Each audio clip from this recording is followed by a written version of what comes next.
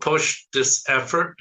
Once we recovered democracy in Chile in 1990s, during the second democratic government we had, just on that occasion, the head of the Chilean secret police, Manuel Contreras, and another collaborator, Pedro Espinosa Bravo, were sentenced and condemned. Previously, the agent who went to the U.S.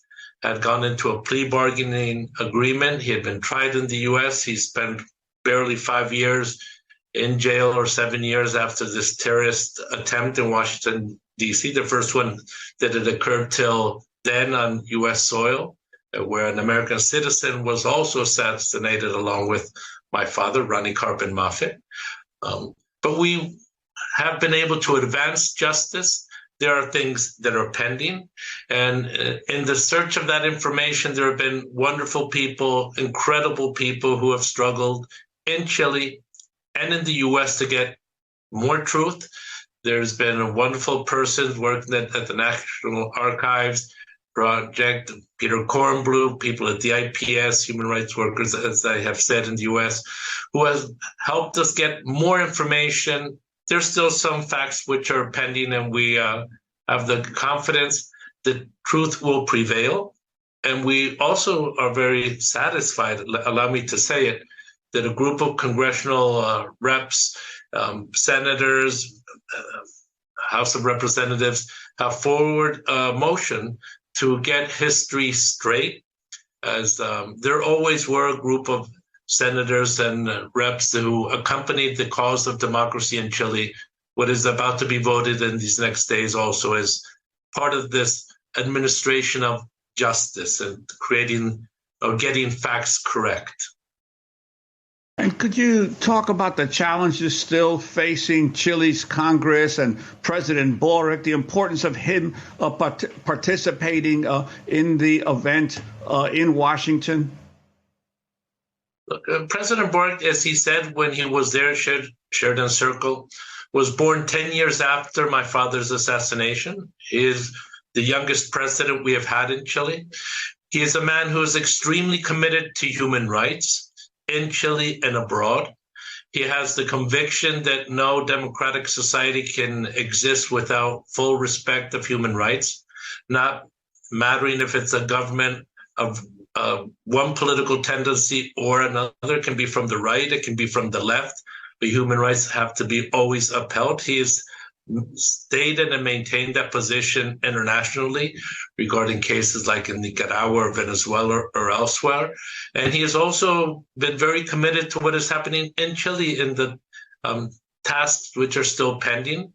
He has announced an initiative that is called in Chile Plan Nacional de Búsqueda. It's a national state guaranteed project or initiative where the government authorities and agencies have the legal obligation to aid all relatives of those who were detained and disappeared and whose bodies have still not appeared. It's more than 1,100 persons.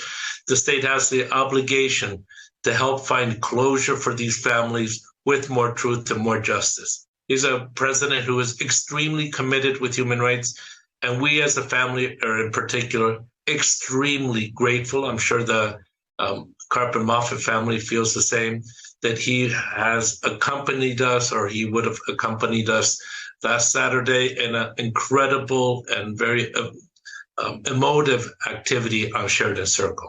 You were referencing the apology resolution and in the United States Congress. Talk more about what that resolution, if passed, the one that Bernie Sanders and Alexandria Ocasio-Cortez and others is supporting, what would that mean? And how did what happened 50 years ago and 47 years ago in the case of the assassination of your father shape Chile today? Juan Pablo Letelier. Let me state the following. The Church report, the Congressional Church report, which was worked through with a number of senators in the U.S. Congress after the military coup in Chile, got part of the facts straight. it stated clearly that there was covert action by the Nixon government against Allende's government, first trying to destabilize the government economically, then politically, financing opposition, financing illegal and terrorist acts in Chile.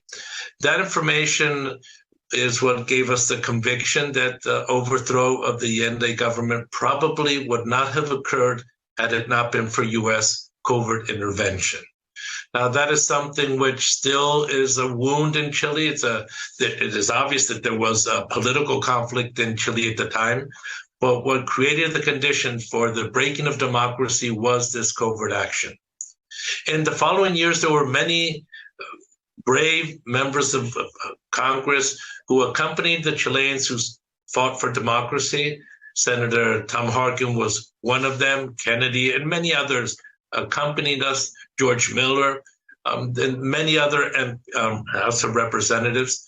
But this resolution, which is being put forth today, has an additional value. And I think it's very important to underline its importance, because it will say, if approved, that Congress as a body recognizes, one, that the use of covert actions is unacceptable, that the use of violence is unacceptable as a mechanism of resolution of conflict of any type. And it states that there's a conviction, a profound regret of what has happened. It is a way of recognizing U.S.'s responsibility in what happened in Chile, also in other countries. But in the case of Chile, it's very important because what occurred is that the Allende government came to power through a democratic process, a fully democratic process. Chile was one of the most stable democracies in Latin America till 1973. We have recovered our democracy. We're working on it day to day. But to have this statement by National Congress, I think not only helps to get history straight, it's a recognition of many people, many movements, many actors in the U.S. who do not accept the use of violence internally or externally to resolve conflicts. I think it's an incredible importance, not only for Chile, but I think it's also important for internal U.S. policy, the way we have to, as humanity, as mankind, and within each of our countries, how we have to get things done. And could you tell us in a brief few seconds that we have left for this segment, there was a national search plan approved recently by the Chilean government to search for people who disappeared, who were disappeared during the Pinochet dictatorship. What remains to be done in this area?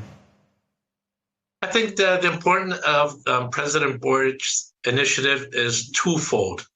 Firstly, this is not a responsibility of relatives alone.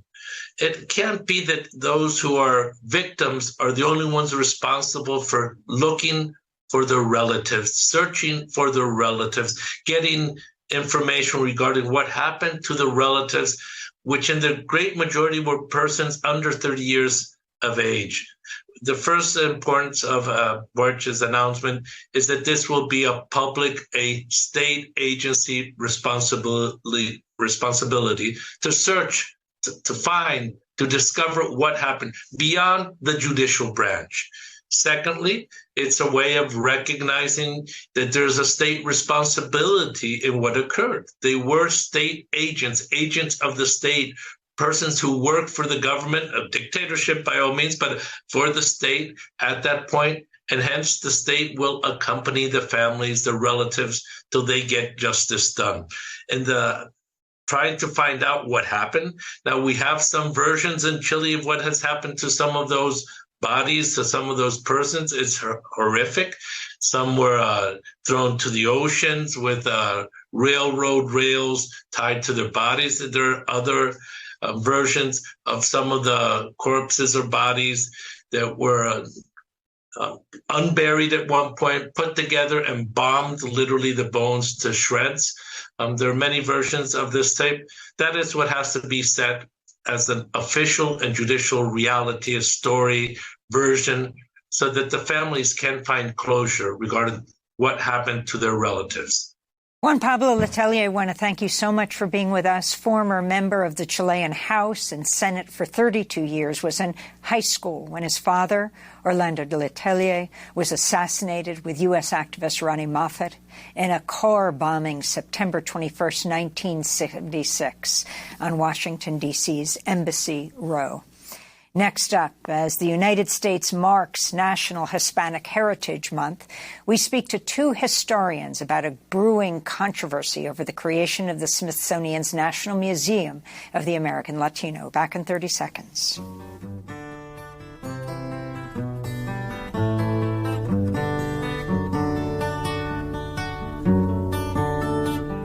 Donde pongo lo hallado. En las calles, los libros, la noche, los rostros en que te he buscado. Donde pongo lo hallado. En la tierra, en tu nombre, en la Biblia, en el día que al fin te he encontrado. ¿Qué hago ahora? What Do I Do Now? By Silvio Rodriguez. This is Democracy Now!, democracynow.org, The War and Peace Report. I'm Amy Goodman with Juan Gonzalez. We turn now to look at a brewing controversy at the Smithsonian Institution over plans to build a National Museum of the American Latino. In 2020, Congress passed funding to create the museum along with an American Women's History Museum. But there's been a deep divide in Washington over how Latinos should be portrayed in the museum. Last year, the museum opened a temporary exhibit inside the Smithsonian's National Museum of American History. The exhibition is called Presente, a Latino history of the United States. Republican lawmakers and other conservatives within the Latino community have attacked the exhibition, leading the Smithsonian to halt plans for a future exhibition on the Latino civil rights movement of the 1960s.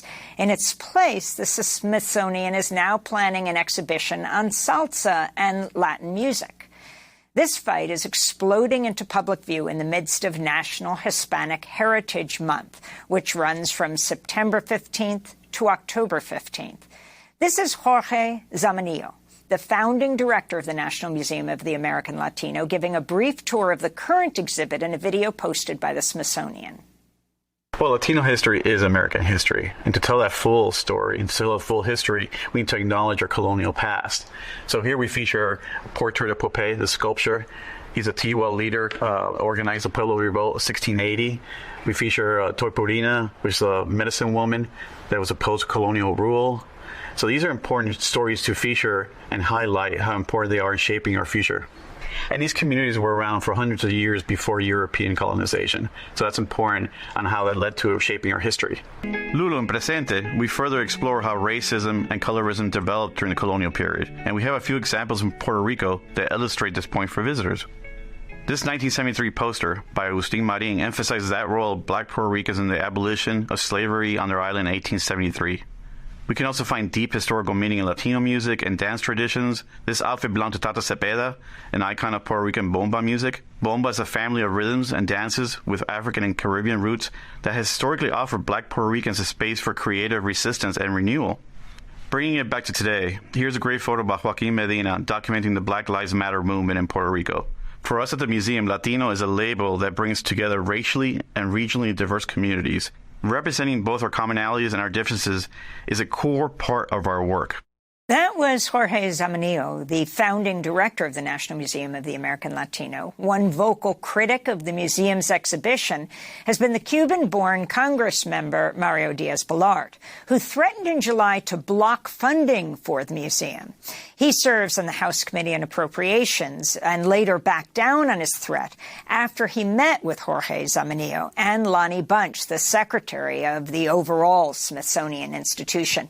After the meeting, the museum changed parts of the exhibit featuring a foam raft used by Cuban refugees to flee the country. The original exhibition text said the refugees were, quote, escaping Cuba's economic crisis. In July, the text was changed to add a reference to Fidel Castro and, quote, Cuba's dictatorship, political repression, and economic crisis, unquote. Some of the first public criticism of the current exhibition came from a group of conservative writers who penned a column in The Hill last year, claiming the exhibit offered a, quote, unabashedly Marxist